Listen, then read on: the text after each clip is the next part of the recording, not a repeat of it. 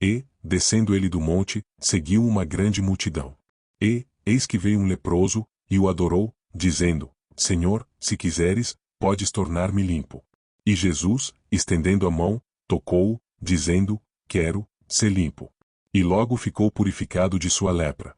Disse-lhe então Jesus: Olha, não o digas a alguém, mas vai, mostra-te ao sacerdote, e apresenta a oferta que Moisés determinou, para lhe servir de testemunho. E, entrando Jesus em Cafarnaum, chegou junto dele um centurião, rogando-lhe. E dizendo: Senhor, o meu criado jaz em casa, paralítico, e violentamente atormentado. E Jesus lhe disse: Eu irei, e lhe darei saúde. E o centurião, respondendo, disse: Senhor, não sou digno de que entres debaixo do meu telhado, mas dize somente uma palavra, e o meu criado há de sarar. Pois também eu sou homem sob autoridade, e tenho soldados às minhas ordens, e digo a este: vai, e ele vai, e a outro: vem, e ele vem, e ao meu criado: faze isto, e ele o faz. E maravilhou-se Jesus, ouvindo isto, e disse aos que o seguiam: Em verdade vos digo que nem mesmo em Israel encontrei tanta fé. Mas eu vos digo que muitos virão do Oriente e do Ocidente, e assentar-se-ão à mesa com Abraão, e Isaque, e Jacó, no reino dos céus. E os filhos do reino serão lançados nas trevas exteriores, ali haverá pranto e ranger de dentes. Então disse Jesus ao centurião: Vai, e como creste te seja feito. E naquela mesma hora o seu criado sarou.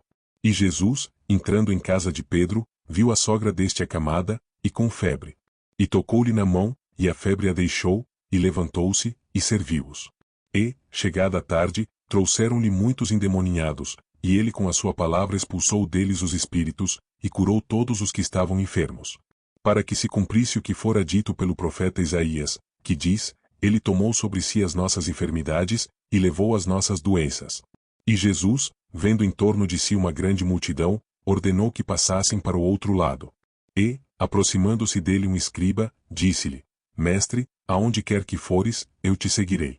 E disse-lhe Jesus: As raposas têm covis, e as aves do céu têm ninhos, mas o Filho do homem não tem onde reclinar a cabeça. E outro de seus discípulos lhe disse: Senhor, permite-me que primeiramente vá sepultar meu pai. Jesus, porém, disse-lhe: Segue-me, e deixa os mortos sepultar os seus mortos.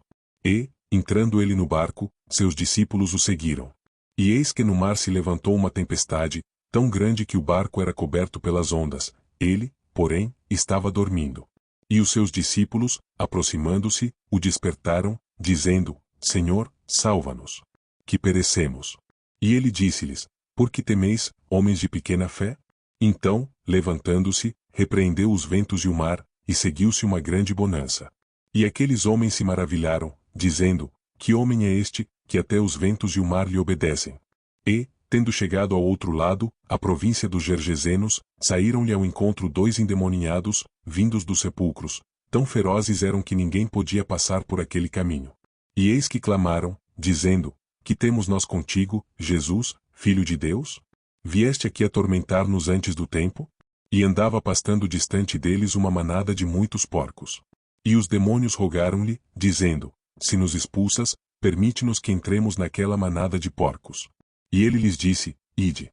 E, saindo eles, se introduziram na manada dos porcos. E eis que toda aquela manada de porcos se precipitou no mar por um despenhadeiro, e morreram nas águas. E aqueles que os apacentavam fugiram, indo à cidade, divulgaram todas estas coisas, e o que acontecerá aos endemoninhados. E eis que toda aquela cidade saiu ao encontro de Jesus, vendo-o, rogaram-lhe que se retirasse dos seus.